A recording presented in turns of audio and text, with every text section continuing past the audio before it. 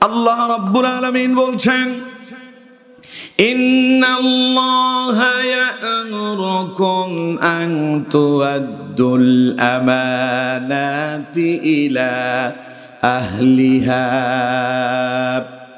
আল্লাহ পাক বলছেন, ইন্নাল্লাহা ইয়া'মুরুকুম, নিশ্চয়ই আল্লাহ তোমাদেরকে আদেশ দিচ্ছেন। আল্লাহর নির্দেশ হলো, আল্লাহর আদেশ হলো, আন তু'আদ্দুল আমানাতি ইলা আহলিহা, তোমাদের কাছে মানুষের যে আমানত গচ্ছিত করে রাখা হয়েছে তা তার মালিককে ফিরায়া দাও। ওয়া ইযা হাকামতুম বাইনান নাসি আন তাহকুমু বিল আদল। এরপরে আল্লাহ পাক বলছেন, আর তোমরা যখন মানুষের মাঝে বিচার কাজ ফয়সালা করবে তখন ন্যায়সঙ্গত ভাবে বিচার কাজ ফয়সালা করবে। ইন্নাল্লাহা নি'মা ইয়া'iযুকুম বিহি, আল্লাহর পক্ষ থেকে এটা তোমাদের জন্য উত্তম উপদেশ। সুবহানাল্লাহ। এরপরে আল্লাহ পাক বলছেন, ইন্নাল্লাহা কানা সামিআম বাসীরা, তিনি তোমাদের এমন রব যিনি তোমাদের সব কথা শোনেন এবং তিনি সব দেখেন। পড়েন আলহামদুলিল্লাহ। এই হচ্ছে আয়াতের মূল অনুবাদ।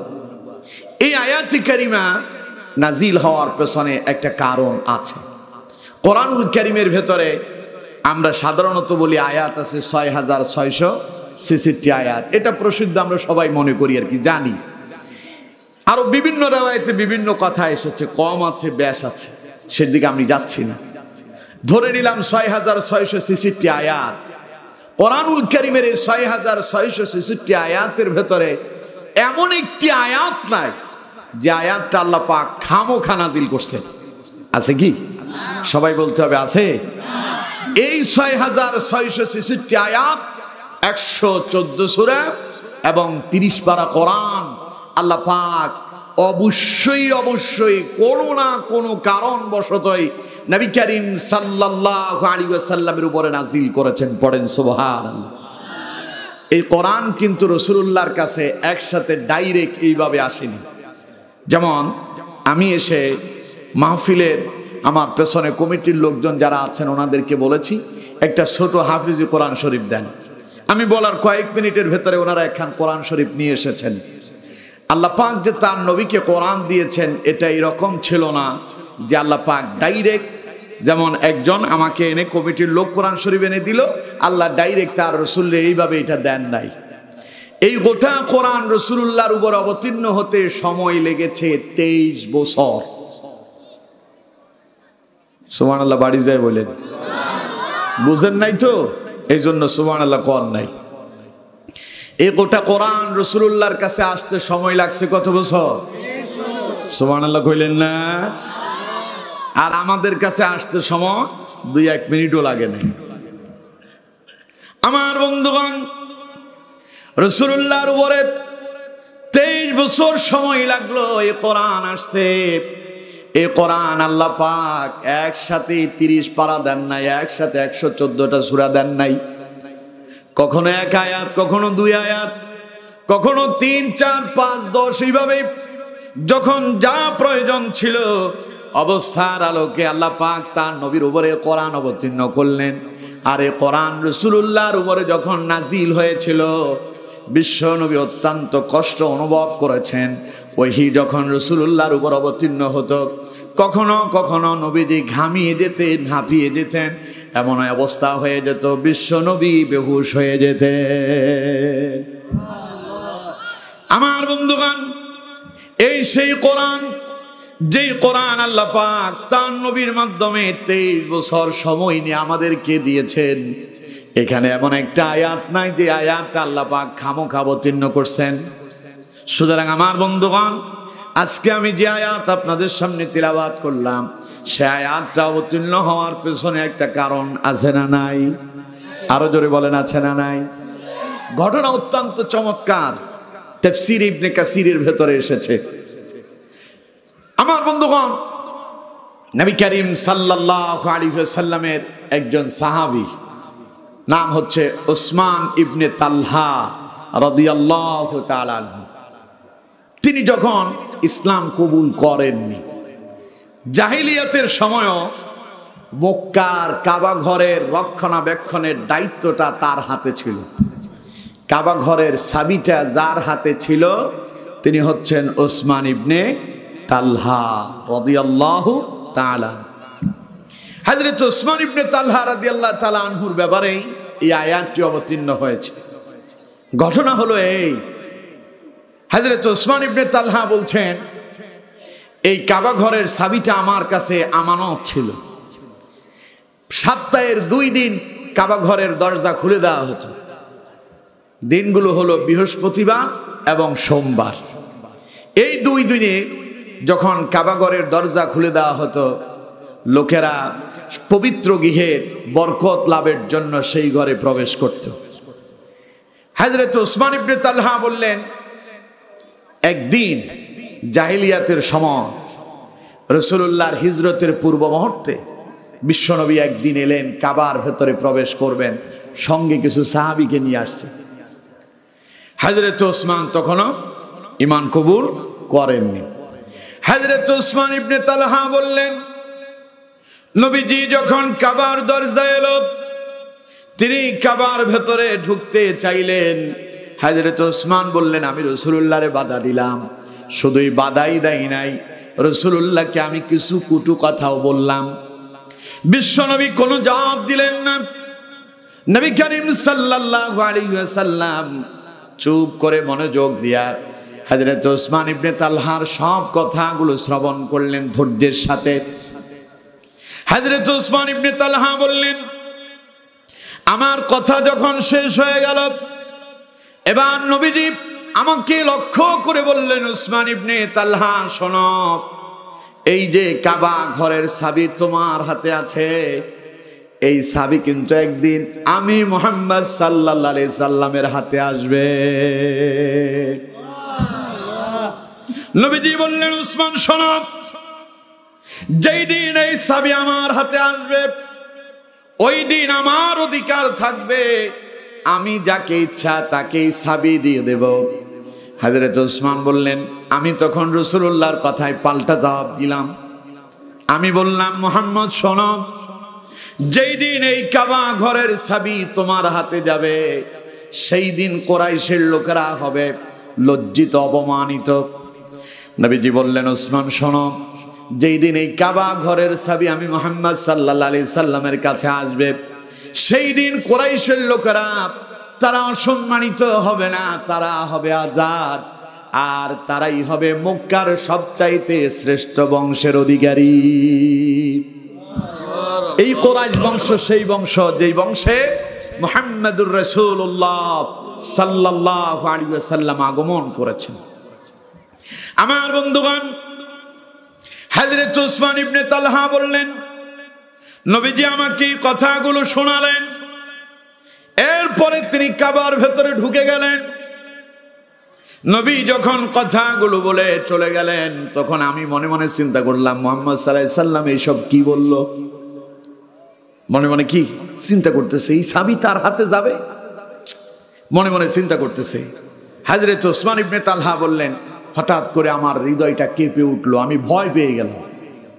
আমার মনে হলো, মুহাম্মদ সাল্লাল্লাহু আলাইহি সাল্লাম তো সেই ব্যক্তি যিনি যা বলেন তাই হয়। সুবহানাল্লাহ কইলেন না? হযরত উসমান ইবনে তালহা বললেন, মনে মনে ভেবে নিলাম, নবীজি যেই কথা বলেছেন, আজ না হোক কাল কিংবা কিছুদিন পরে একদিন এই চাবি রাসূলুল্লাহর কাছে চলে যাবে।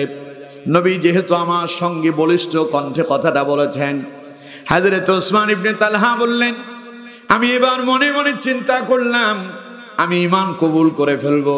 ইসলামের প্রতি আমার আকর্ষণ বেড়ে গেল। কিন্তু একটা বাধাও এলো। বাধা কি? আমি যখন রাসূলুল্লাহর প্রতি দুর্বল হলাম, ইসলামের প্রতি দুর্বল হয়ে গেলাম, তখন আমার কওমের লোকেরা আমাকে বচ্ছনা করলো, গালি দিল, মন্দ কথা বলল। তখন আমি আমার কওমের লোকদের এই পীড়াদায়ক কথাগুলোর কারণে আমি ঈমান কবুল করতে পারিনি। ফলে হযরত ওসমান ইবনে তালহা ঈমান কবুল করেছিলেন হুদাইবিয়ার সন্ধি এবং মক্কা বিজয়ের মাঝামাঝি সময়। পড়েন আলহামদুলিল্লাহ। এরপরে মক্কা বিজয় হয়ে গেল। মক্কা বিজয়ের পরেও এই সাবি এখনো কার কাছে আছে? ওসমান ইবনে তালহার কাছে। রাসূলুল্লাহ বলেছিলেন, ওসমান এই সাবি কিন্তু আমার হাতে আসবে। সুবহানাল্লাহ বললেন না?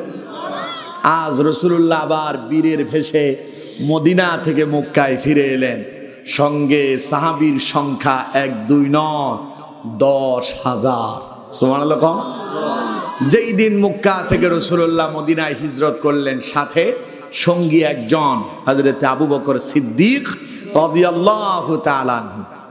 আজ যখন রাসূলুল্লাহ আবার মক্কায় ফিরে এলেন, ফাতে মক্কা হলো, মক্কা বিজয় হলো, আজ রাসূলুল্লাহর সাথে তার সাহাবীর সংখ্যা কত? সবাই বলতে হবে কত? 10,000 সাহাবী নিয়ে রাসূলুল্লাহ এলেন। কাবার দরজায় হযরত ওসমান ইবনে তালহা। নবীজি বললেন, ওসমান কাবার চাবিটা আমারে দাও। সুবহানাল্লাহ কইলেন না? হযরত ওসমান বললেন, আমি রাসূলুল্লাহকে চাবিটা সামনে বাড়ায় দেব। এমন সময় হযরত আব্বাস রাদিয়াল্লাহু তাআলা আনহু তিনি বললেন, হুজুর এই চাবিটা আপনি আমারে দেন। কারণ কুরাইশ বংশের হযরত আব্বাস রাদিয়াল্লাহু তাআলা আনহুর উপরে দায়িত্ব ছিল। তিনি ওই যে হাজিরা হজ করতে যায়, হাজিদেরকে পানি পান করানোর, জমজমের পানি পান করানোর দায়িত্ব ছিল তার উপরে। হযরত আব্বাস বললেন, হুজুর চাবিটা যদি আমার কাছে দেন, আমি কুরাইশ বংশের লোক, তাহলে জমজমের পানি এবং পাশাপাশি হাজিদেরকে জমজমের পানি পান করানোর দায়িত্ব এবং কাবা ঘরের রক্ষণাবেক্ষণ করার দায়িত্ব দুটাই কুরাইশের লোকদের কাছে এসে যাবে। এতে কুরাইশের মর্যাদা বেড়ে যাবে। নবীজি কোনো কথা বললেন না। হযরত আব্বাস যখন এই কথা বললেন, সঙ্গে সঙ্গে হযরত ওসমান ইবনে তালহা রাদিয়াল্লাহু তাআলা আনহু তিনি হাত গুটায় নিলেন। সাবি রাসূলুল্লাহরে দেন নাই। নবীজি বললেন, ওসমান সাবি দাও। কয়বার হলো? কথা কয় না, কয়বার? দ্বিতীয়বার নবীজি বললেন, ওসমান সাবি দাও। হযরত ওসমান এখনো সাবি দিলেন না। নবীজি আবার বললেন, ওসমান সাবিটা দাও। হযরত ওসমান ইবনে তালহা বললেন, আল্লাহ রাব্বুল আলামিনের আমানতকে সঙ্গে নিয়া আপনার হাতে চাবিটা আমি উঠাইয়া দিলাম। নবীজি চাবিটা নিলেন, কাবার দরজা খুললেন, বিশ্বনবী কাবার ভেতরে প্রবেশ করলেন। কাবার ভেতরে তৎকালীন সময় যেগুলো ছিল ওগুলোর নাম কি? মূর্তি। ওগুলোর নাম কি? মূর্তি। তৎকালীন সময়ের মুশরিকেরা তাদের খোদা বানালো 360টা। প্রধান খোদার নাম হুবল, তারপরে লাত, মানাত, উজ্জা, এইভাবে যেতে যেতে 360টা। নবীজি ভেতরে ঢুকলেন, এক একটা করে সব ভেঙে দিলেন। সুবহানাল্লাহ কইলেন না? রাসূলুল্লাহ ভেতরে ঢুকে দেখতে পেলেন এই মুশরিকেরা হযরতে ইব্রাহিম আলাইহিস সালামেরও একটা মূর্তি তৈরি করছে। নাউজুবিল্লাহ বলেন। ইব্রাহিম আলাইহিস সালামের মূর্তি শুধু বানায়নি, সেখানে আবার একটা তীরও লাগায় রাখছে, যেটা দিয়া ভালো এবং মন্দের নির্ণয় করা হয়। নাউজুবিল্লাহ বলেন। রাসূলুল্লাহ এটা ভাঙলেন আর বললেন, আল্লাহর কসম করে বলছি, মুশরিকরা এত মন্দ কাজ করছে, আল্লাহ এদেরকে ধ্বংস করুক। নবীদের পর্যন্ত মূর্তি তৈরি করছে। বলেন নাউজুবিল্লাহ। আমার বন্ধুগণ, নবীজি সেই মূর্তিটা ভেঙে দিলেন। এরপরে রাসূলুল্লাহ কাবার দরজায় এসে দুহাত কাবার সঙ্গে এইভাবে ধরলেন। উপস্থিত জনতার সামনে নবীজি বক্তব্য দেবেন। বক্তব্য দেওয়ার পূর্ব মুহূর্তে নবীজি বললেন, লা ইলাহা ইল্লাল্লাহু ওয়াহদাহু লা শারীকা লাহু। আল্লাহ নবী বলছেন, লা ইলাহা ইল্লাল্লাহ, আল্লাহ ছাড়া আর কোনো মাবুদ নাই, ইলাহ নাই, আইন দাতা নাই, বিধান দাতা নাই, রিজিক দাতা নাই, হায়াত দাতা নাই, মৃত্যু দাতা নাই, সকল ক্ষমতার একচ্ছত্র মালিক যিনি, তিনি কে? নবীজি বললেন ওয়াহদাহু লা শারীকা লাহ, তিনি একক, তার কোনো শরীক নেই। এরপরে বিশ্ব নবী বললেন আল্লাহ তার বান্দার সঙ্গে যে ওয়াদা করেছেন আজ তিনি তা বাস্তবায়ন করে দিয়েছেন। এখন প্রশ্ন হইল আল্লাহ তার নবীর সঙ্গে কি ওয়াদা করছেন সেটাও জানার দরকার আছে না নাই? আমার বন্ধুগণ, ওয়াদা ছিল এই, বিশ্ব নবী যখন মদিনা থেকে সাহাবায়ে কেরামকে সঙ্গে নিয়ে মক্কা বিজয়ের জন্য রওনা হলেন, প্রতিমধ্যে আল্লাহ পাক একটা সূরা নাজিল করে রাসূলুল্লাহর একখান সুসংবাদ দিয়েছিলেন। নবীজিকে আল্লাহ পাক বলছেন ইযা জাআ নাসরুল্লাহি ওয়াল ফাত, আল্লাহ পাক বলছেন নবী যখন আপনার রব আল্লাহ আপনার চূড়ান্ত সাহায্য করবে তখন আপনি চূড়ান্ত বিজয় দেখতে পাবেন। আজ বিশ্ব নবী কাবার দরজায় হাত দিয়া রাসূল করিম সাল্লাল্লাহু আলাইহি সাল্লাম বলছেন আল্লাহ তার বান্দার সঙ্গে যে ওয়াদা করেছেন সেই ওয়াদা তিনি পরিপূর্ণ করেছেন। আজ রাসূলুল্লাহকে চূড়ান্ত সাহায্য যিনি করলেন তিনি কে? আল্লাহ। আরো জোরে বলেন এই বিজয় কে দিলেন? আমার বন্ধুগণ, নবীজি বললেন এই হাজার হাজার কাফের সৈন্যদের বিরুদ্ধে যিনি আমাদেরকে বিজয় দান করেছেন এটা আমাদের কারো একক কৃতিত্ব নয়, বরং এটা একমাত্র কৃতিত্ব হলো মহান আল্লাহ পাকের। সুবহানাল্লাহ পড়েন। হযরত উসমান ইবনে তালহা বলছেন বিশ্বনবী মুহাম্মদ সাল্লাল্লাহু আলাইহি সাল্লাম এরপরে আরো চমৎকার চমৎকার কিছু ভাষণ দিলেন, বক্তব্য দিলেন।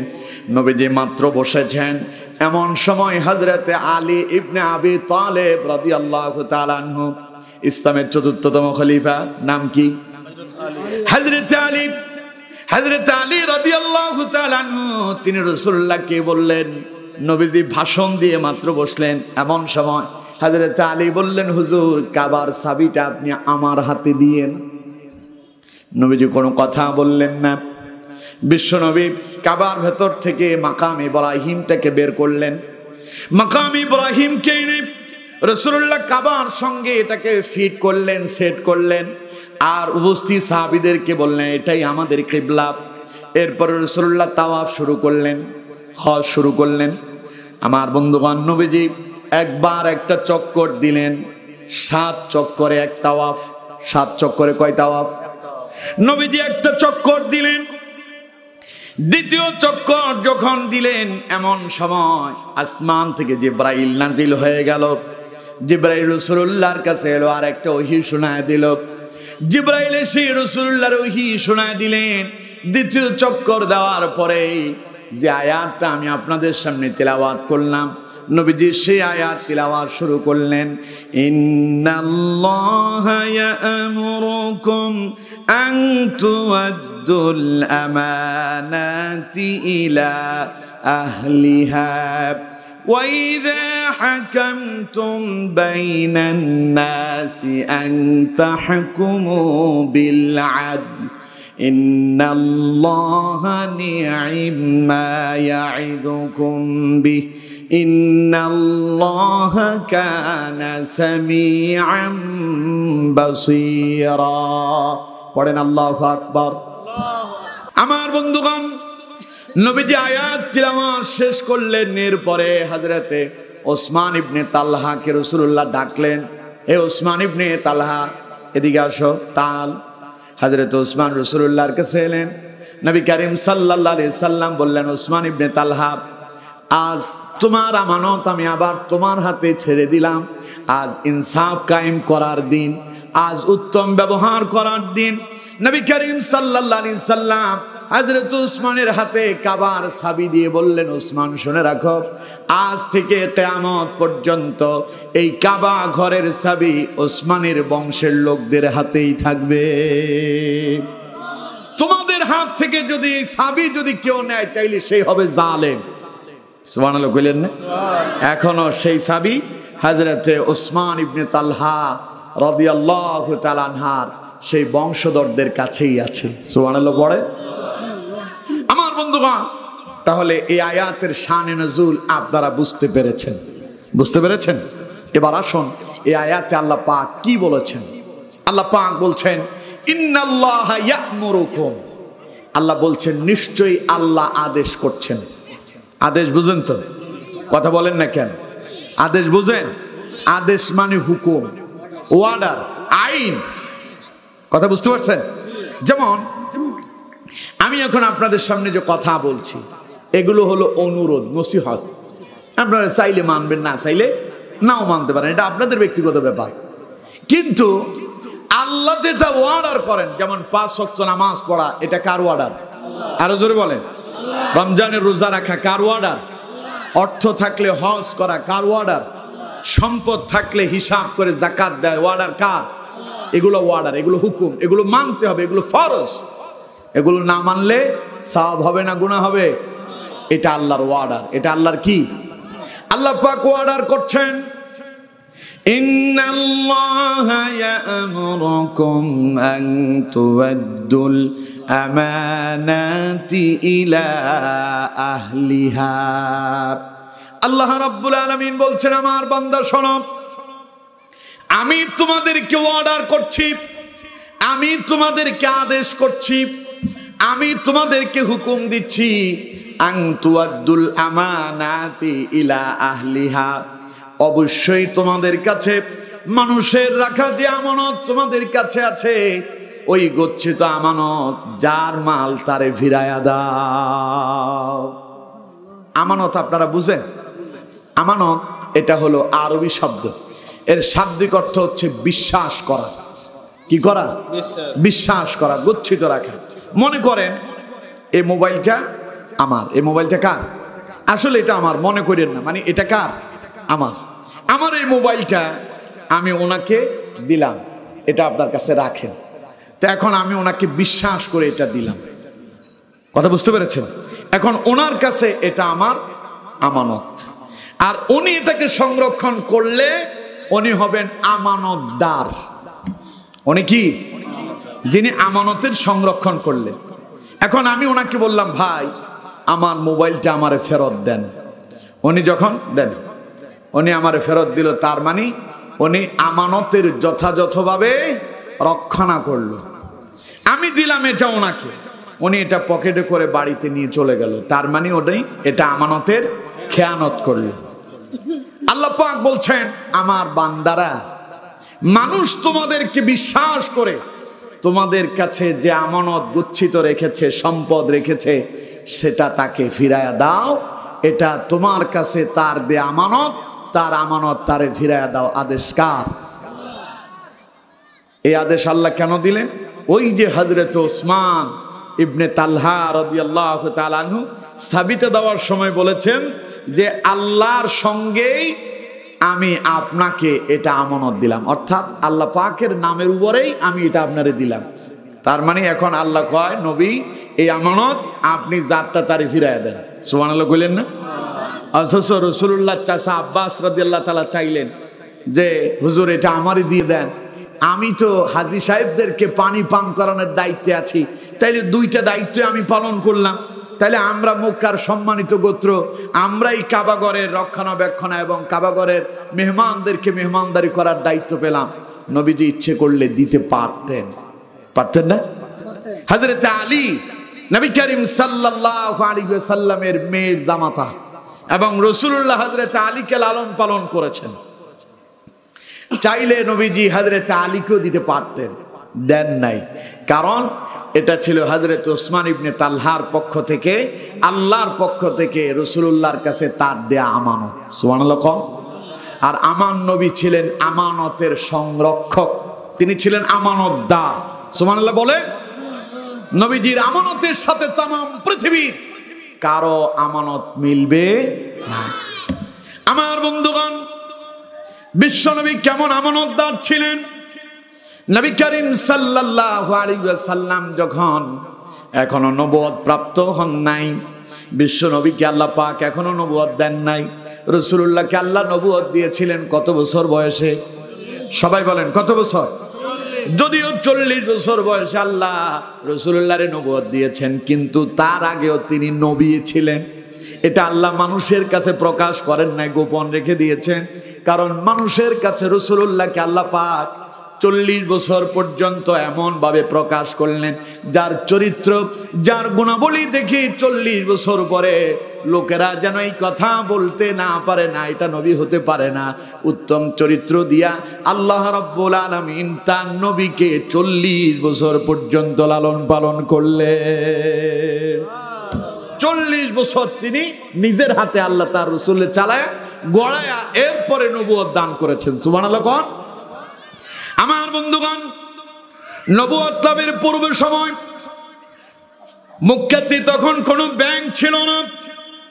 আজ আমার দেশে অনেক ব্যাংক আছে, ইসলামী ব্যাংক, অগ্রণী ব্যাংক, তারপরে সোশ্যাল ব্যাংক, এরপরে আপনার Dutch Bangla bank, national bank, Sonali bank, আরো কত ব্যাংক। ব্যাংকের অভাব নাই, ঠিক কিনা? এই ব্যাংকগুলোতে মানুষ টাকা জমা রাখে কেন? ব্যাংকের যারা এই ব্যাংক পরিচালনা করে তাদেরকে বিশ্বাস করে টাকা যেইভাবে দেবেন আবার চাইলে সেইভাবে ফেরত পাবেন। তৎকালীন সময় কোনো ব্যাংক ছিল না। লোকেরা সারাদিন যা উপার্জন করত, সন্ধ্যা বেলায় বিশ্বনবী মুহাম্মদুর রাসূলুল্লাহ সাল্লাল্লাহু আলাইহি ওয়াসাল্লামের কাছে এনে তারা তা জমা দিত। রাসূলুল্লাহর কাছে যেইভাবে পোলটা আসতো সেইভাবে নবীজি কখনো খুলে দেখতেন না এর ভিতরে কি আছে, কেমন আছে। যেইভাবে দিয়েছে রাসূলুল্লাহ সেটাকে সেইভাবেই তিনি তার কাছে আমানত সংরক্ষণ করে রেখে দিয়েছেন। কলিমুদ্দিন যেটা দিল, সলিমুদ্দিন যা দিল, নবীর কাছে এলো, আমারটা আমারে ফিরা দাও। বলতে দেরি হলো, মুহাম্মদ সাল্লাল্লাহু আলাইহি সাল্লাম ফেরত দিতে দেরি করেন নাই। যেই দিন নবীজি মক্কা থেকে হিজরত করে মদিনায় যাচ্ছেন, যাওয়ার পথে বিশ্ব নবীর কাছে মক্কার লোকদের অনেক সম্পদ আমানত ছিল। রাসূলুল্লাহ যখন মক্কা থেকে হিজরত করলেন, ওটা কি দিনের আলো ছিল না রাতের আঁধার ছিল? রাতের আঁধার ছিল। কারণ কাফেরেরা এমন এক ষড়যন্ত্র চক্রান্ত করলো, আজ রাতের ভিতরে মুহাম্মদ সাল্লাল্লাহু আলাইহি সাল্লামকে তারা হত্যা করবে সিদ্ধান্ত নিয়ে ফেলেছে। চতুর্দিকে অস্ত্র নিয়ে নবীজির হুজরা মুবারক তারা ঘেরাও করলো। আজ মুহাম্মদ সাল্লাল্লাহু আলাইহি সাল্লামকে তারা হত্যা করে ফেলবে। আল্লাহ রাব্বুল আলামিন তার নবী, বিশ্ব নবী মুহাম্মদ সাল্লাল্লাহু আলাইহি সাল্লামকে কাফেরেরা চতুর্দিকে ঘেরাও করলো। ওদের চোখে ধুলা দিয়া আল্লাহ পাক মদিনার দিকে রাসূলুল্লাহর হিজরত করায়া দিলেন। আমার ভাইরা, নবী করিম সাল্লাল্লাহু আলাইহি সাল্লাম যখন হিজরতের উদ্দেশ্যে রওনা হয়ে গেলেন, কাফেরদের অনেক জমাপাতি রাসূলুল্লাহর কাছে আছে, অনেক টাকা পয়সা, ধন দৌলত। নবীজি এগুলো সঙ্গে করে নিয়ে যান নাই। বিশ্বনবী মুহাম্মদ সাল্লাল্লাহু আলাইহি ওয়াসাল্লাম তার কাছে রাখা মানুষের আমানতগুলো হযরত আলী ইবনে আবি তালিব রাদিয়াল্লাহু তাআলা আনহুকে বুঝায়া দিয়া নবীজি তার বিছানায় আলীকে রেখে এরপরেই বিশ্ব নবী মদিনায় হিজরত করেছে।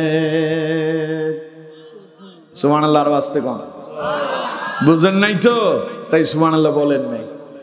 আমার বন্ধুগণ, প্রিয় ভাই সাহেব, বিশ্বনবী মুহাম্মদ সাল্লাল্লাহু আলাইহি সাল্লাম হিজরত করলেন। যাওয়ার সময় মানুষের আমানতগুলো তিনি মেরে দেন নাই, সব আলী রাদিয়াল্লাহু তাআলা আনহুকে বুঝায় দিলেন। কারণ হলো এই, লোকেরা যেন এই কথা বলতে না পারে মুহাম্মদ নাকি নবী। যাওয়ার সময় আমাদের এই ছিল তার কাছে, একজন বলবে আমার 10 কোটি টাকা আছে, একজন বলবো আমার 5 কোটি আছে, আমার 10,000 আছে, আমার 20,000 আছে, আমার 5 লাখ আছে, 20 লাখ আছে। এই বলে রাসূলুল্লাহর বিরুদ্ধে অপবাদ দিতে পারে। এই জন্য বিশ্ব নবীকে আল্লাহ পাক এমন এক চরিত্রের অধিকারী করলেন। আল্লাহ পাক বলছেন, ওয়া ইন্নাকা লাআলা খুলুকিন আযীম। পড়েন আল্লাহু আকবার। আল্লাহ পাক বলছেন, নবী আমি আপনার এই শুধু চরিত্রই দেই নাই, বরং আপনাকে আমি আল্লাহ পাক এক মহান পৌত পবিত্র চরিত্রের অধিকারী করে দিয়েছি। বিশ্বনবী মানুষের আমানত গুলো হযরত আলী রাদিয়াল্লাহু তাআলা আনহুকে বুঝায়া দিয়ে গেলেন। এরপরে কাফেরেরা কেউ বলতেই পারে নাই যে মুহাম্মদ আমাদের 1 টাকা মেরে দিয়েছে। পড়েন আল্লাহু আকবার। এই ছিল আমার নবীর চরিত্র। কিন্তু আমাদের চরিত্র কি? যা পাই তা খাই। কার কোনটা কোনো হিসাব নিকাশ জোরে বলেন না আছে? আমানত এই রাষ্ট্রে যারা আছে এখন, সরকার যারা, এই রাষ্ট্র তাদের কাছে আমানত। যিনি এমপি হবেন তার আসনের লোকদের পক্ষ থেকে তিনি হচ্ছেন সংসদে একজন আমানতদার, এদের পক্ষে তিনি কথা বলবেন। এরপরে যিনি চেয়ারম্যান হন তিনি তার একটা ইউনিয়নের লোকদের পক্ষ থেকে, এই ইউনিয়নটা তার কাছে আমানত, তার দায়িত্ব তার ইউনিয়নের মানুষের সুখে দুঃখে তাদের পাশে থাকা, ঠিক কিনা? যিনি মেম্বার হবেন তার দায়িত্ব একটা ওয়ার্ডের লোকেরা এটা তার কাছে আমানত রেখেছে। কিন্তু আমার বন্ধুগণ, সরকারও তাদেরকে বিশ্বাস করে। চেয়ারম্যানকে এলাকার মানুষের জন্য করোনাকালীন সময় তাদের জন্য কিছু ত্রাণ সামগ্রী পাঠালো, তেল, চাউল, ডাউল, আলু, এগুলো মনে হয় আপনাদের চাঁপাইনবাবগঞ্জে আসে নাই, পাইছেন না আপনারা অনেকে?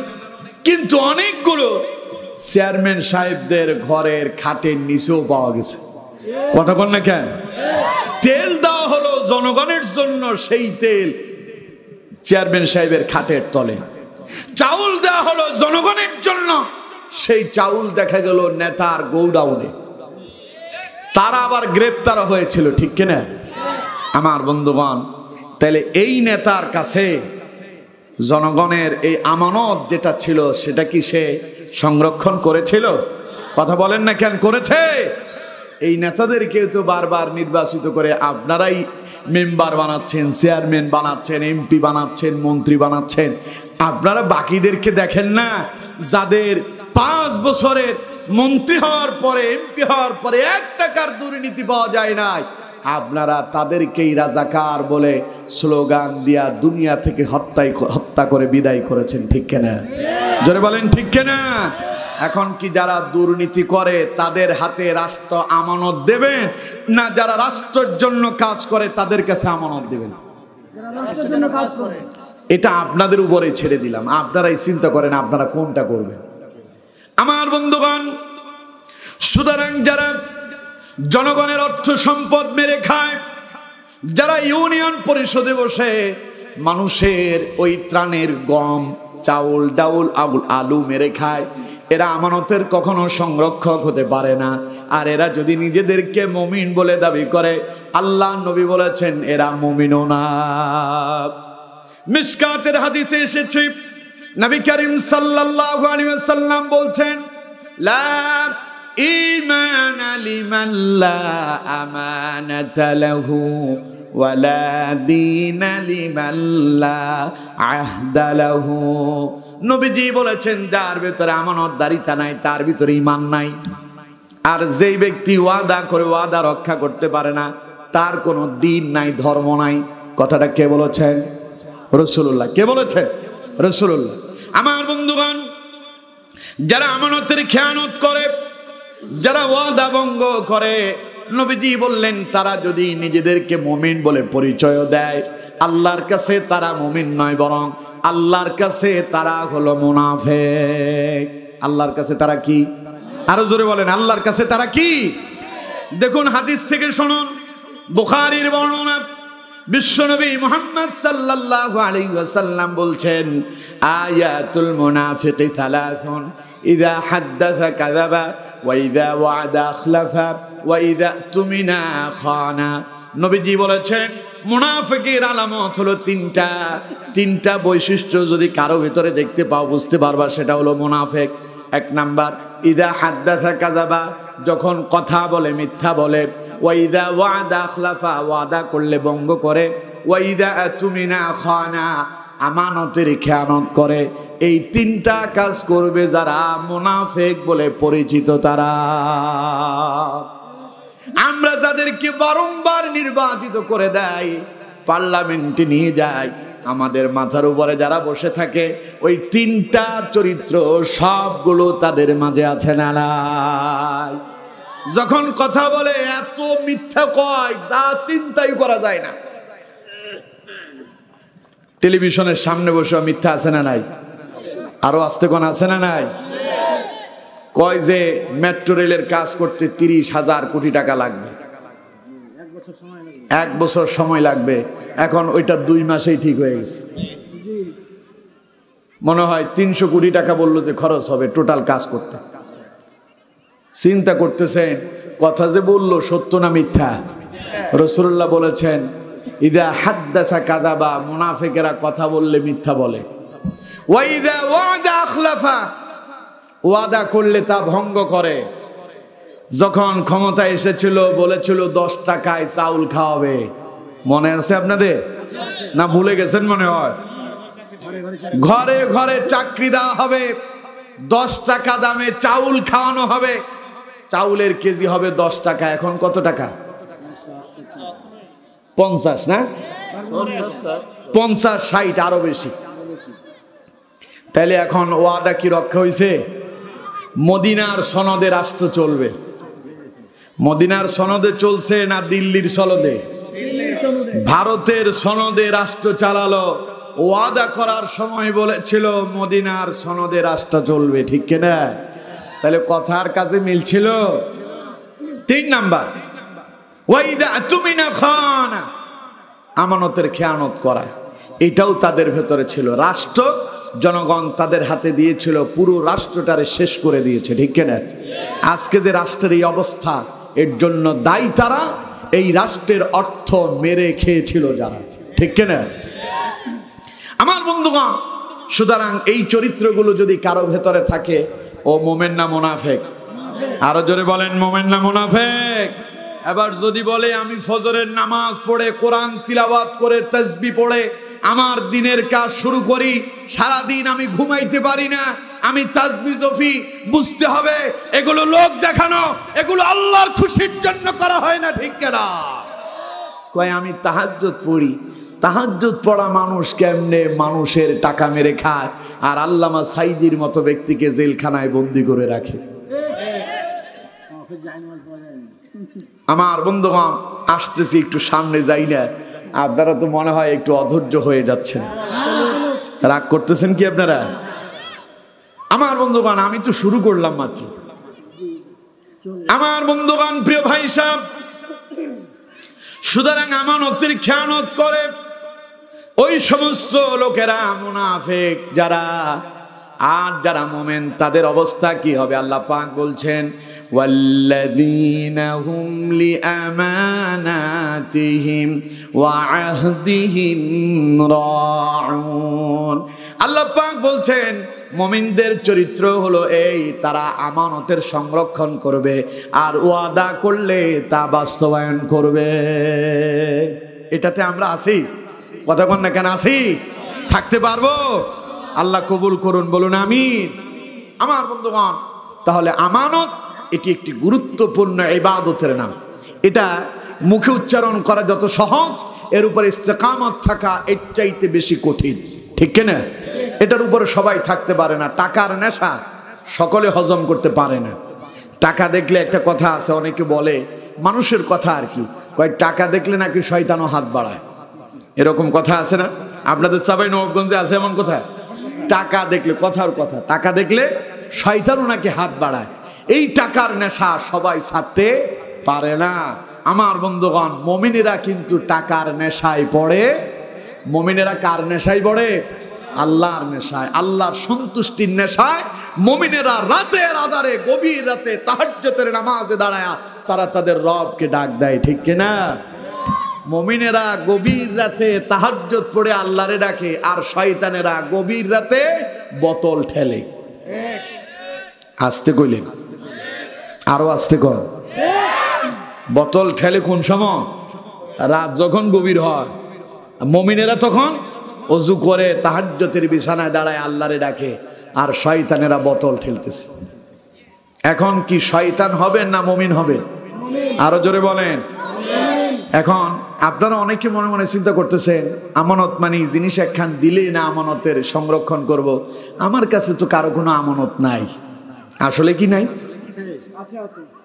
আপনার এই গোটা দেহটা কে দিয়েছেন?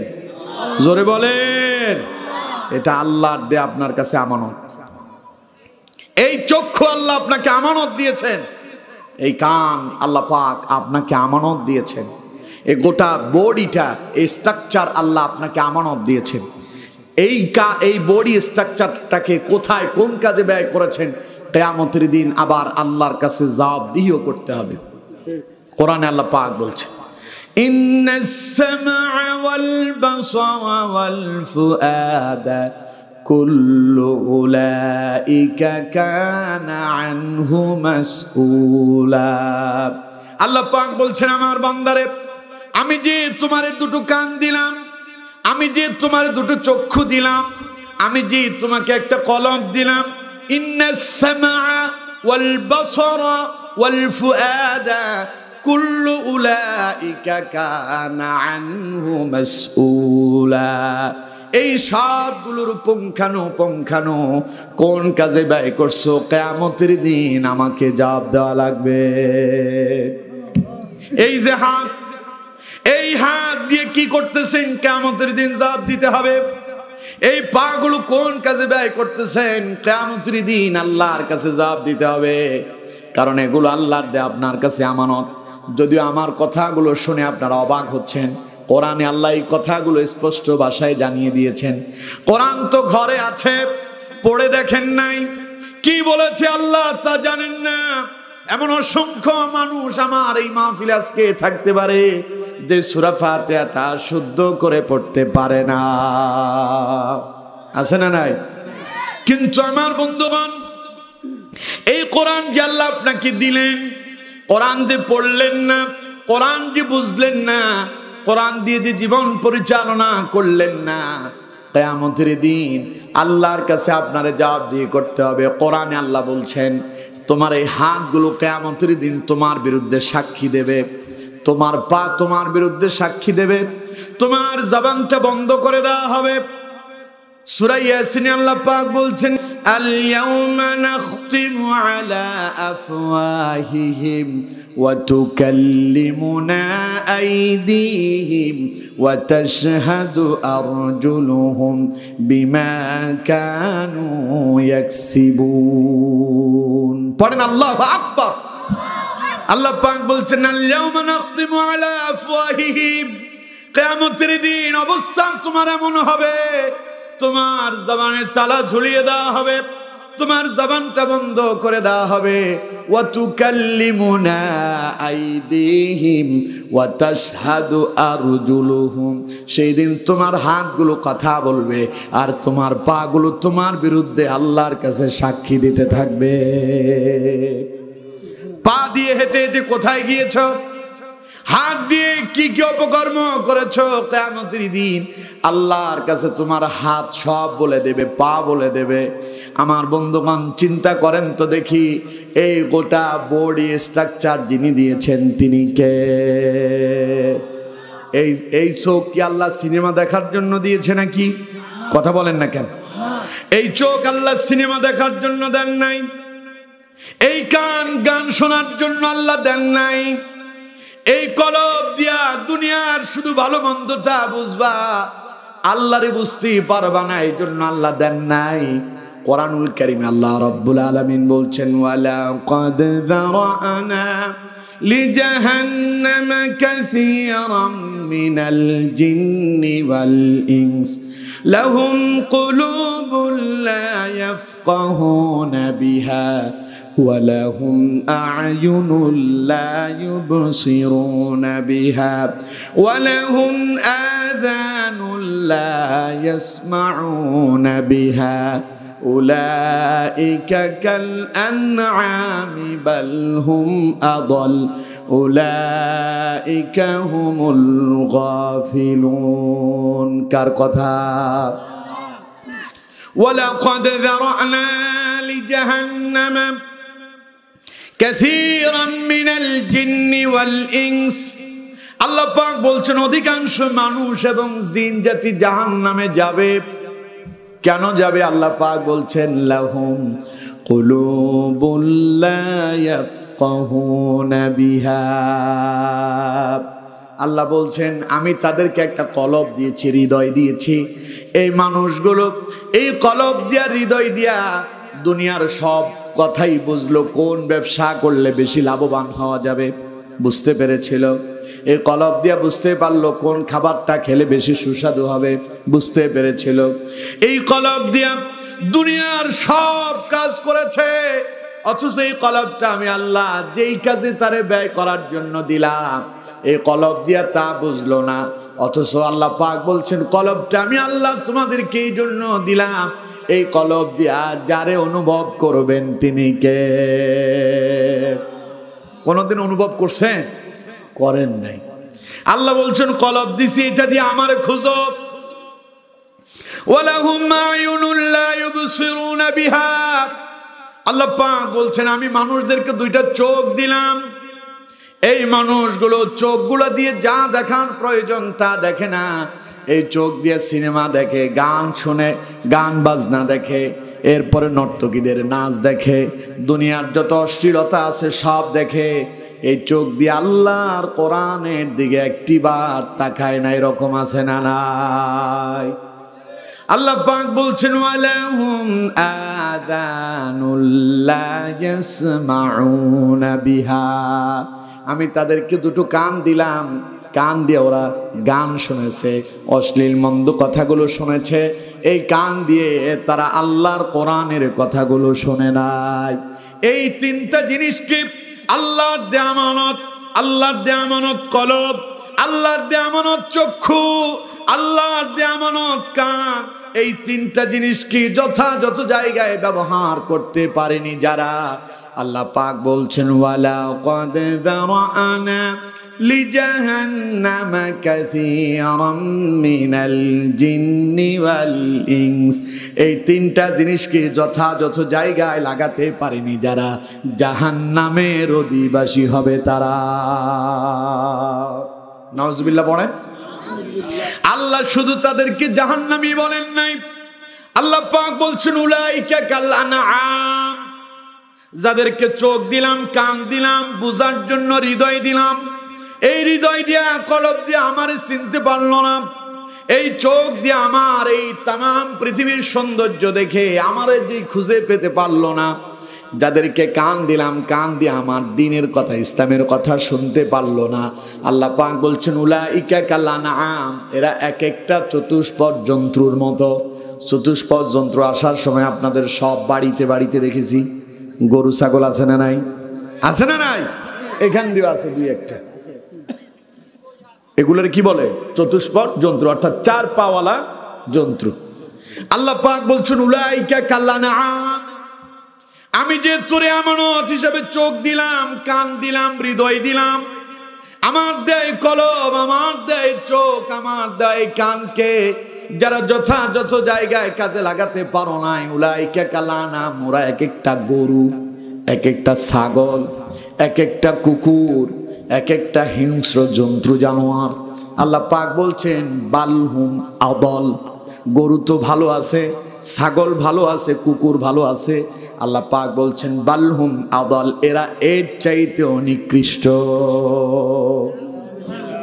আচ্ছা, গরুরে যে আপনারা জমিনে নিয়ে বেঁধে রাখেন, খুঁটিটা অনেক বড়, কয়েক মন হবে, কথা কন না কেন, কয়েক মন হবে। খুঁটি একখান বানান, সর্বোচ্চ এতটুকু ছোট। এই খুঁটিটার ভেতরে একখান রশি বেঁধে ওরে ওইখানে, ওই খুঁটিটারে আপনি জমিনের ভেতরে একটা লাঠি দিয়ে পিটাইয়া, হেমার দিয়ে পিটাইয়া এটার কি করলেন, একটু গায়ে দিলেন আর কি। এরপরে গরু যদি টান মার ওইটা থাকে, থাকে না, কিন্তু সেই বুঝতেছে তারে বেঁধে রাখা হয়েছে, সেই টান মারলে রশি ছিঁড়ে চলে যেতে পারে, যায় না, কারণ সে জানে মুনিব তারে বেঁধে রেখেছে। কিন্তু এই মানুষ, আল্লাহ এদেরকে সর্বোচ্চ বিবেক দিয়ে সৃষ্টি করেছেন। পৃথিবীতে আল্লাহর সৃষ্টির ভেতরে শ্রেষ্ঠ আল্লাহ যাদেরকে করেছেন তার নাম, আরো জোরে বলেন। আল্লাহ পাক বলছেন কুনতুম খায়রা উম্মাতিন উখরিজাত লিন্নাস। আল্লাহ পাক বলছেন আমি মানুষকে করেছি আমার সৃষ্টির শ্রেষ্ঠ জাতি করে। সুবহানাল্লাহ। কোন এদেরকে কলব দিয়েছি। গরু বুঝতেই পারে না, ওর যদি জ্ঞান থাকতো ওর রশি ছিঁড়ে চলে যেত। আল্লাহ পাক বলছেন তোরে আমি জ্ঞান দিলাম, চোখ দিলাম, কান দিলাম, বুঝার অনুভূতি শক্তি দিলাম, এত কিছু পাওয়ার পরেও তুই যথাযথ জায়গায় কাজে লাগাতে পারিস নাই। তুই খালি গরু ছাগল নাই, বালহুম আদল, এর চাইতে নিকৃষ্ট। সুতরাং আমার বন্ধুগণ, কন্ত দেখি গোটা এই দেহটা কার দেয়া আমানত?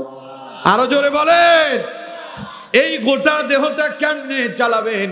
এটাকে চালানোর জন্য আল্লাহ আরেকটা আমানত দিলেন, তার নাম আরো জোরে বলেন। দেখুন কোরআনুল কারীমে আল্লাহ পাক বলছেন ইন্না আরাদনাল আমানাতা আলাস সামাওয়াতি ওয়াল আরদি ওয়াল জিবাল ফাআবাইনা আন ইয়াহমিলনাহা ওয়া আশফাকনা মিনহা ওয়া হামালাহাল ইনসান ইন্নাহু কানা যালুমান জাহুলা। পড়েন আল্লাহু আকবার।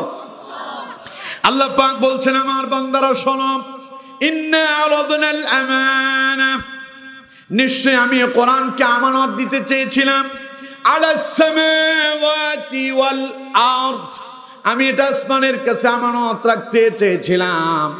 আসমানে কোরআনকে আমানত রাখতে অস্বীকৃতি জানালো, সে ভয় পেয়ে গেল। আল্লাহ পাক বলছেন এরপরে জমিনকে বললাম, জমিন এ কোরআন তোর কাছে আমানত রাখতে চাই। জমিন বলল আমার পক্ষে সম্ভব নয়, এত দামি কিতাব আমি কেমনে আমানত রাখি। এরপর আল্লাহ পাক বলছেন ওয়াল জিবাল, পাহাড়কে বললাম, পাহাড় রে আমার এই কোরআন তোর কাছে আমানত রাখতে চাই। পাহাড় বলল আল্লাহ তোমার এই কোরআন কিভাবে আমি আমানত রাখবো? আমার পক্ষে এটাকে গ্রহণ করা সম্ভব নয়, না জানি আমার কারণে তোমার কোরআনের সঙ্গে কোনো বেয়াদবি হয়ে যায় নাকি। এবার আল্লাহ পাক বলছেন ফাআবাইনা আন ইয়াহমিলনাহা ওয়া আশফাকনা মিনহা ওয়া হামালাহাল ইনসান, মানবদেরকে বললাম এটা তোমাদের কাছে আমানত রাখতে চাই। মানুষ আনন্দের সাথে এই কোরআনকে গ্রহণ করলো, তবে কোরআন নিল যারা, আল্লাহ পাক বলছেন ওয়া হামালাহাল ইনসান, এটা মানুষেরা নিয়েছে। ইন্নাহু কানা যালুমান জাহুলা, যারা এই কোরআন নিল তারা হলো অতিশয় জালেম আর সবগুলো মূর্খ। কারণ কোরআন যদি তারা বুঝতো, রাষ্ট্রকে কোরআন দিয়ে চলতো না দুনিয়ার আইন দিয়ে চলতো? অল্প কয়েকজনে বললেন, বাকিরা বললেন না। যদি আমরা কোরআনকে বুঝতাম, রাষ্ট্রকে কোরআন দিয়ে চালাতাম না দুনিয়ার আইন দিয়ে চালাতাম? চলে কি কোরআন দিয়ে? কেন চলে না? কারণ চললে ওই যে আপনারা বলেন মামুর বেটা, মামুর বেটার অস্তিত্ব থাকবে না, ঠিক কিনা? চুরির শাস্তি কি কোরআনে আছে না নাই? জেনার শাস্তি কি কোরআনে আছে না নাই? এখন যারা বারংবার চুরি করে দেশের টাকা বিদেশে নিয়ে বেগম পাড়ায় বাড়ি করে, গাড়ি করে, ওরা জানে রাষ্ট্র যদি কোরআন দিয়ে চলে, কোরআনে আইন করে দেওয়া হয়েছে আস-সারিকু ওয়াস-সারিকাতু ফাকতাউ আইদিয়াহুমা, চোরগুলোকে ধরো, ধরে ধরে ডাইন হাত কেটে দাও, ঠিক কিনা? ওরা বুঝছে রাষ্ট্রে যদি কোরআন কায়েম হয় একটারও হাত থাকবে না। কথা বল না কেন?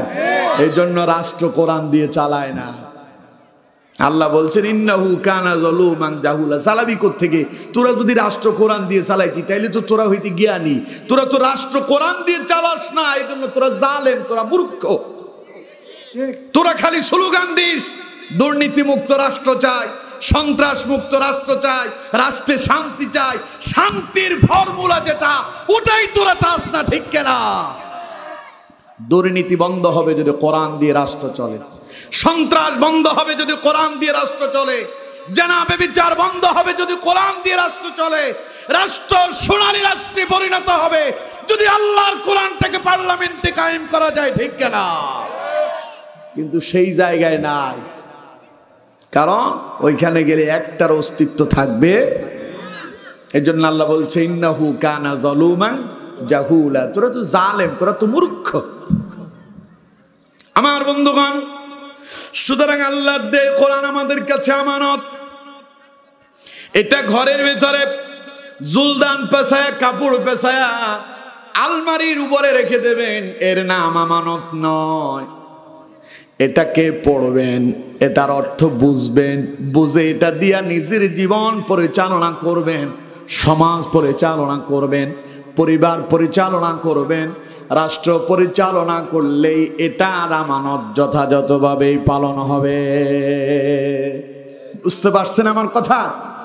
আমার বন্ধুগণ, তাহলে আল্লাহ রাব্বুল আলামিন বলছেন ইন্নাল্লাহা ইয়া'মুরুকুম আন তু'আদ্দুল আমানাতি ইলা আহলিহা, নিশ্চয় আল্লাহ তোমাদেরকে আদেশ করেছেন, তিনি তোমাদের কাছে যে আমানতগুলো মানুষের তোমাদের কাছে গচ্ছিত আছে, সুতরাং মানুষের আমানত তার কাছে ফিরায়া দাও। ওয়ার্ডার কার? আরো জোরে বলেন কার? এবার কোরআনটা কার দেয়া আমানত? গোটা দেহটা কার দেয়া আমানত? মানুষের কাছে যেগুলো জমা রাখেন এগুলো মানুষের আমানত, এগুলোকে যথাযথভাবে পালন করতে হবে, লাগাতে হবে কাজে। এই নির্দেশ কার? দেখুন কোরআনের অন্য জায়গায় আল্লাহ পাক বলছে ইয়া আইয়ুহাল্লাযীনা আমানু লা তাখুনুল্লাহা ওয়ার রাসূলা ওয়া তাখুনু আমানাতিকুম ওয়া আনতুম তা'লামুন।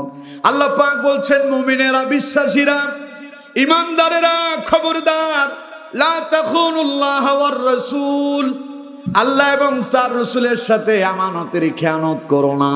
তার মানে আল্লাহর আমানত আমার গোটা দেহটা, আমার বডিটা আল্লাহর দেয়া আমানত, শ্রেষ্ঠ আমানতের নাম কোরআন। এবার আল্লাহ পাক বলছেন আমার রাসূলের আমানত কি? আল্লাহ পাক বলছেন মা আতাকুমুর রাসূলু ফাখুযুহু ওয়া মা নাহাকুম আনহু ফান্তাহু, নবী তোমাদের কাছে যা নিয়ে এসেছে তা মানো, যা করতে নিষেধ করছে তা ছেড়ে দাও। তার মানে নবীর কথা মানাটাও কি? কথা কয় না, মানাটা কি?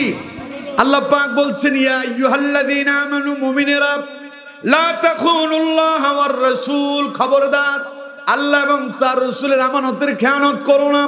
তার মানে আল্লাহর দেয়া আমানত, 5 ওয়াক্ত নামাজ পড়তে হবে, রমাদানের রোজা পালন করতে হবে, সম্পদ থাকলে হজ করতে হবে, যাকাত দেওয়ার যদি আপনার অ্যাবিলিটি থাকে যাকাত দিতে হবে। এগুলো হলো আল্লাহর দেয়া আমানত। গোটা দেহটা আল্লাহর রাস্তায় পরিচালনা, আল্লাহর দেখানো পথ মত, রাসূলুল্লাহর দেখানো তরিকা মোতাবেক গোটা জীবনটা পরিচালনা করার দায়িত্ব আল্লাহ আপনার উপর ছেড়ে দিয়েছেন, এটা আমানত। সুতরাং আল্লাহ পাক বলছেন খবরদার এই আমানতের খেয়ানত করো না। এরপর আল্লাহ পাক বলছেন লা তাখুনুল্লাহা ওয়ার রাসূলা ওয়া তাখুনু আমানাতিকুম, আর মানুষের যে আমানত তোমাদের কাছে আছে, ওয়া আনতুম তা'লামুন, খবরদার জেনে বুঝে মানুষের আমানতকে খেয়ানত করো না। আমানতের খেয়ানত করবেন কেউ? সবাই বলেন করবেন কেউ? যদি আমানতের খেয়ানত করেন শাস্তি কেমন হবে? মুসনাদ ইবনে আবি হাতিমের ভেতরে হাদিসটি এসেছে, হযরত আব্দুল্লাহ ইবনে মাসউদ হাদিস বর্ণনা করছেন, কোন ব্যক্তি যদি আমানতের খেয়ানত করে আর আল্লাহর রাস্তায় যদি শহীদ হয়ে যায়, শহীদ বুঝেন তো? কথা বলেন না কেন? বুঝেন? আল্লাহর রাস্তায় দ্বীন বিজয়ের জন্য ইসলামী আন্দোলনে শামিল হয়েছিল, শত্রুর হাতে তার জীবন চলে গেছে, সেই ব্যক্তি শহীদ, আল্লাহ রাস্তায় শহীদ হয়ে গেল, কিন্তু ব্যক্তিটা আমানতের খেয়ানত করেছিল। হযরত আব্দুল্লাহ ইবনে মাসউদ বললেন কিয়ামতের দিন আল্লাহ তারে ডাক দিবেন, ও শহীদ, অমুক শহীদ, এদিকে আসো। সেই যখন আসবে আল্লাহ রাব্বুল আলামিন বললেন, আল্লাহ পাক তখন বলবেন আমার ওই বান্দার আমানতটা পরিপূর্ণ করে দাও, তার আমানত তারে ফিরায়া দাও। তখন শহীদ ব্যক্তি বলবে আল্লাহ এটা তো দুনিয়া নয়, কেমনে দেব? হাদিসের ভেতরে এসেছে, তখন আল্লাহ পাক তাকে বলবেন আমার বান্দা জাহান্নামের দিকে তাকাও। লোকটা জাহান্নামের দিকে তাকাবে, হযরত আব্দুল্লাহ ইবনে মাসউদ বলেন সেই তার আমানত জাহান্নামের তলদেশে দেখতে পাবে। আল্লাহ পাক তখন তাকে বলবেন, আমার বান্দা যাও, ওই যে নিচে দেখা যায়, ওই যে তোমার কাছে একজন 10 লাখ টাকা তোমার কাছে আমানত রেখেছিল, ওইটা নিচে আছে, নিয়ে আসো।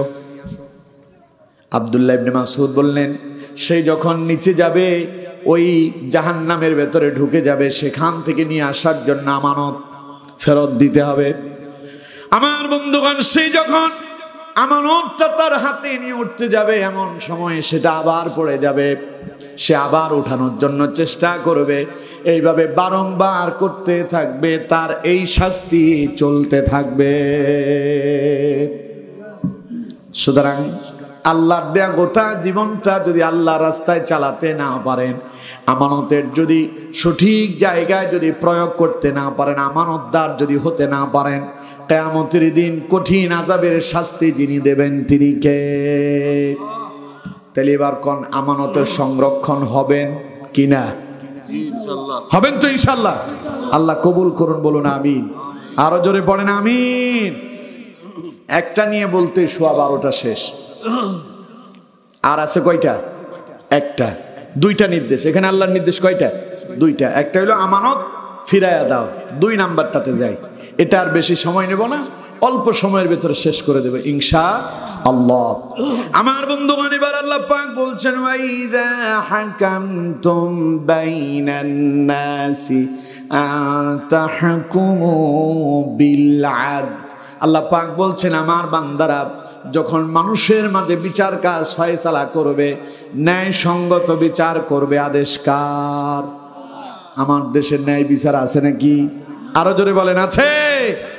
এই দেশে যদি ন্যায় বিচার থাকতো, তাহলে জালেমেরা জেলখানায় থাকতো, আলেমরা মসজিদে থাকতো, ঠিক কিনা? কিন্তু হলো তার উল্টো।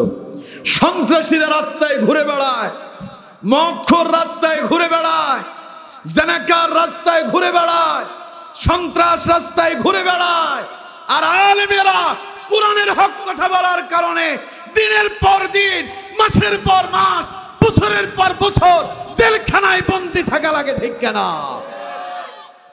আমার বন্ধুগণ, এই দেশে ন্যায় শাসন না থাকার কারণে, ন্যায় বিচার না থাকার কারণে, যে মানুষটা জীবনের 50 বছর আল্লাহর কোরআনের দাওয়াত দিল, 1000-এর অধিক অমুসলিমকে কালেমা পড়ায় মুসলমান বানালো, জালেমরা তারে জেলখানায় বন্দী করে দুনিয়া থেকে বিদায় করলো, আর অন্যদিকে সন্ত্রাস, মাদককার, জানাকার, সুদখোর, ইয়াবাখোর এগুলো রাস্তায় রাস্তায় ঘুরে বেড়াতো, ঠিক কিনা? যারা এই বিচার কাজ ফয়সালা করতে গিয়া আপনার স্বজন প্রীতি করে আলেমদেরকে হত্যা করলো, তাদের বিচার কি আল্লাহ করবে না? কথা বল না কেন? করবে না মানে আল্লাহ তো করা শুরুই করছে। ওই যে একখান ছিল শামসুদ্দিন চৌধুরী মানিক, কালামানিক। এই কালামানিক বিচারপতি ছিল। যেই দিন আল্লামা সাঈদীর রায়ের রিভিউ হলো, রিভিউতে 4 জন বিচারক ছিল।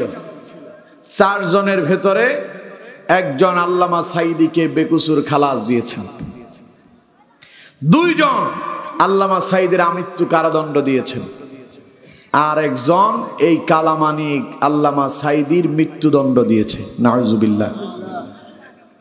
কালামানিক বলে দেশ থেকে এই স্বৈরাচারের পতনের 2 দিন আগে টকশোতে এক উপস্থাপিকাকে টেলিভিশনে নাজেহাল করে দিয়েছিল। বলছে যে আমি সেই মানিক, সেই বিচারক যে সাঈদীকে মৃত্যুদণ্ড দিয়েছে। আল্লাহ কয়, বেশি বাহাদুরি করতেছিস না? অনেক ক্ষমতা হয়েছে, একটু পরে তোর 10 তলা থেকে নামায়া কলা পাতায় শোয়াবো। আরো আসতে কন। কিছুদিন পরে যখন ক্ষমতা চলে গেল, মামুর বেটা ইন্ডিয়ায় পালাতে গিয়া ধরা পড়ছে এমন ভাবে, যেই টুপির বিরোধিতা সারা জীবন করেছে, যেই দাড়ির বিরোধিতা করেছে, সেই টুপি পরে মুখে দাড়ি রেখে পালানোর চেষ্টা করেছে। আল্লাহ কয় তুই পালাতে পারবি না, এত তাড়াতাড়ি তোরে ছাড়বো না। এমন ভাবে ধরলেন, কলা পাতায় বসায়া দিলেন, শুয়ে পড়ে আছে। তারে ধরলো বিজিবি, ধরে বলতেছে তুই কে? কয় যে আমি প্রধান বিচারপতি কালামানিক। কয় তুই নি মানিক কে? তুই নি মানিক কে? তুই বিচারপতি কইছে কেডা? গলার ভিতরে গামছা একখান ছিল, এমন ভাবে ধরছে, টেনে হিসড়ে তারে জেলখানায় নিয়ে যাওয়া হয়েছে। কে করলেন ফাইসালা? আরো জোরে বলেন। এই জন্য যদি আদল, বিচার যদি সঠিকভাবে করা না হয়, বিচারক একজন উপরেও আছেন। কথা বল না কেন? বিচারকের উপরেও বিচারক আছে না নাই? আল্লাহর বিচার সাধারণ কোনো বিচার নয়। কিয়ামতের দিন আল্লাহর বিচারের ভয়ে নবীরা পর্যন্ত চুপ করে যাবে। তুমি মিয়া কেডা? কথায় কথায় কয় আমরা সব শেষ করে দেব। এই যে আমরা শাপলা চত্বরে রাতের আধারে হেফাজত বাহিনীকে, একেবারে এইভাবে হেফাজত বাহিনীকে আমরা জঙ্গিবাদদেরকে দমন করেছি, আল্লাহ এমন ভাবে দমন করবো শয়তানের গোষ্ঠীরা তোদের চেহারাও জাতি দেখতে পারবে না। ঠিক কিনা? চেহারাও দেখা যায় না এখন শয়তানদের। আল্লাহ আছে না নাই? আরো জোরে বলেন। এই জন্য বিচারক যারা আছেন এলাকায় সালিশ দরবার করেন, বুঝে শুনে করেন। একটু টাকা পয়সা পেলে সালিশ বাণিজ্য করে যে অন্যদিকে বিচার মোড় ঘুরাইয়া দেন। আল্লাহ একজন আছে, হয়তো আপনার গলাতেও জুতার মালা পরাতে পারে। সুতরাং হিসাব নিকাশ করে কাজ করবেন। নবী করিম সাল্লাল্লাহু আলাইহি ওয়াসাল্লাম বলছেন বিচারক হলো 3 প্রকারের। কয় প্রকারের? আরো জোরে বলেন। আল্লাহ নবী বলছেন আল কুদাতু সালাসা, ইসনানি ফিন নার ওয়া ওয়াহিদুন ফিল জান্নাহ। বিচারক হলো 3 প্রকারের। 2 প্রকারের বিচারক জাহান্নামী আর একজন বিচারক যাবে জান্নাতি। সুবহানাল্লাহ। কোন? সেই একজনকে নবী করিম সাল্লাল্লাহু আলাইহি ওয়াসাল্লাম বলছেন যেই বিচারক বাদী এবং বিবাদীর কথা শোনে, শোনার পরে উপলব্ধি করতে পারে কোনটা সঠিক কোনটা বেঠিক, বুঝে শুনে সঠিক রায় দেয়, ন্যায়সঙ্গতভাবে বিচার করে, নবীজি বলছেন ফাহুয়া ফিল জান্নাহ, ওই ব্যক্তি হলো জান্নাতি বিচারক। 2 জন বিচারক হলো জাহান্নামী। একজন হলো সেই বিচারক যেই বাদী এবং বিবাদীর কথা শুনে কোনটা ঠিক কোনটা বেঠিক বুঝে না, জাহিল বিচারক, মূর্খ। ওই যে এটা আর কি কালামানিক, কোনটা ঠিক কোনটা বেঠিক বুঝে নাই, ফাউল ঠুস করিয়া ওই যে একজন সব করে ঢুকে যাব। হ্যাঁ, ওই মনে হয় যে ওনার সেই আগের দিন আর কি। আমার দেশে একখান কথা আছে, কয় আগের দিন বাগে খাইছে। ছেলেবেলেরা বলে আর কি, এগুলো আপনাদের দিকে বলে, কয় আগের দিন বাগে খাইছে, ওইটা ভুলে যাও, ওইটা শেষ। শর্ট করে ঢুকবা, লোকজন বসে আছে, পট করে ধরে মানবতা বিরোধী অপরাধ ট্রাইব্যুনালে মামলা দায়ের আছে, সিস্টেমে তোমারেও ঝুলাইয়া দিবে। ঠিক কিনা? হিসাব নিকাশ করে কাম করো আমার বন্ধুগণ। সুতরাং যেই বিচারক বাদী এবং বিবাদীর কথা শুনে কোনটা ঠিক কোনটা বেঠিক না বুঝে রায় দিয়ে দেয়, নবীজি বলছেন ফাহুয়া ফিন্নার, এটা হলো জাহান্নামী বিচারক। আরেকজন বিচারক জাহান্নামী যিনি বাদী এবং বিবাদীর উভয়ের কথা শোনেন, বুঝেন কোনটা ঠিক কোনটা বেঠিক, কিন্তু কিছু টাকার বিনিময় স্বজন প্রীতি করে রায়টা অন্য দিকে নিয়ে যায়, নবীজি বলছেন ফাহুয়া ফিন্নার, এটাও জাহান্নামী। আমাদের দেশে জান্নাতি বিচারক বেশি না জাহান্নামী বেশি? আপনাদের এই এলাকায় কিন্তু নাই। না না না, চর জগন্নাথপুরে নাই। আবার আন্তাজি কইয়া পরের দিন আবার ভেজাল ভাজায় না যে গতকাল হুজুর এখানে আসছে আমাদেরকে বলে গেছে আমরা জাহান্নামী বিচারক। আল্লাহ আরো ভালো করুক, বলুন আমিন। আমার বন্ধুগণ, সুতরাং কেউ যদি এমন যদি থাকেন, তাওবা করে ফিরে আসেন, বিচার যদি সঠিকভাবে করেন, কি লাভ হবে? আল্লাহ নবী বলছেন সাবআতু ইউযিল্লুহুমুল্লাহু ফি যিল্লিহি ইয়াওমা লা যিল্লা ইল্লা যিল্লু আল ইমামুল আদিল। নবীজি বলছেন কিয়ামতের দিন, যেই দিন আল্লাহ পাকের আরশে আজিমের ছায়া ব্যতিরেকে আর কোনো ছায়া থাকবে না, সেই দিন আল্লাহ পাক তার আরশে আজিমের ছায়া তলে 7 শ্রেণীর মানুষদেরকে আশ্রয় দেবেন। সেই দিন তিনি আল্লাহ পাকের আরশে আজিমের নিচে ছায়া তলে আশ্রয় পাবেন। তাহলে বিচারটা সঠিকটা করবেন না বেঠিকটা করবেন? অনেকে বলবে হুজুর আমরা তো সালিশ দরবার করি না, তাহলে আমরা কেমনে বিচার করব? ঘরে আপনার ছেলে মেয়ে আছে না? কতক্ষণ না কেন আছে না? ছেলে আছে 3টা, 3টারে 3 নজরে দেখে, এরকম বাপ আছে না নাই? গোপনে গোপনে একটার নামে কিছু জায়গা জমি লিখে দেয়, বাকিগুলোরে বঞ্চিত করে, এরকম আছে না নাই? তা আপনি তো এখন পরিবারের বিচারক, কাম যেটা করছেন ওইটা কি ঠিক করছেন? তাহলে আপনি যে মনে করতেছেন আমি কি বিচারক, না, আপনি শ্রেষ্ঠ বিচারক। আপনি 3 জনের রায় ঠিক করতে পারতেছেন না, স্ত্রীকে স্ত্রীর অধিকার দিতে পারেন না, মেয়েকে মেয়ের হক দিতে পারেন না, ছেলেকে ছেলের হক দিতে পারেন না। আপনি তো প্রধান সেই নাম্বার আসামি যেই বিচারে গড়মিল করে দিয়েছে। ছেলে যদি 3টা হয় 3টাই সমান, হিসাব নিকাশ করে 3 জনের জন্য সমানভাবেই দিতে হবে। বুঝতে পেরেছেন? এর জন্য আমার বন্ধুগণ, তাহলে 2টা আমল আমাদেরকে করার আদেশ যিনি দিয়েছেন তিনি কে? 1 নাম্বার, ইন্নাল্লাহা ইয়া'মুরুকুম আন তু'আদ্দুল আমানাতি ইলা আহলিহা, মানুষের আমানত তারে ফিরায়া দাও, আদেশ কার? আরো জোরে। 2 নাম্বার, ওয়াইদা হাকামতুম বাইনান নাসি আন তাহকুমু বিল আদল, আর যখন বিচার করবেন তখন কি দুর্নীতি করবেন না, সঠিকটা করবেন? ন্যায় বিচার করতে পারবেন তো? জোরে বলেন, পারবেন তো? আলোচনা অনেক আছে, আর দীর্ঘ করতে চাই না, আমার নিজেরও অসুস্থতা বোধ হচ্ছে, মাথা ব্যথা করতেছে। আমার বন্ধুগণ, এই 2টা কাজ যারা করবেন আল্লাহ পাক তাদেরকে বলছেন ইন্নাল্লাহা নি'মা ইয়া'iদুকুম বি, আমার বান্দারা এটা তোমাদের রবের পক্ষ থেকে তোমাদের জন্য উত্তম উপদেশ। আর যদি তোমরা সঠিকটা যদি না করো তাহলে শুনে রাখো, ইন্নাল্লাহা কানা সামিআন বাসীরা, তোমরা যা করছো আল্লাহ সব দেখছেন, তিনি সব শুনছেন। সুতরাং 2টা কাম আমরা কখনো করব না। তা হলো 1 নাম্বার, অন্যায়ভাবে বিচার কাজ করতে গিয়া পক্ষপাতিত্ব করব। 2 নাম্বার, আমানতের খেয়ানত করব। তাইলে করব কি? আমানতের সংরক্ষক হব এবং ন্যায় পরায়ণতার সঙ্গে বিচার করব। পারবো তো ইনশাআল্লাহ? আল্লাহ তাআলা আমাদেরকে তৌফিক দান করুন।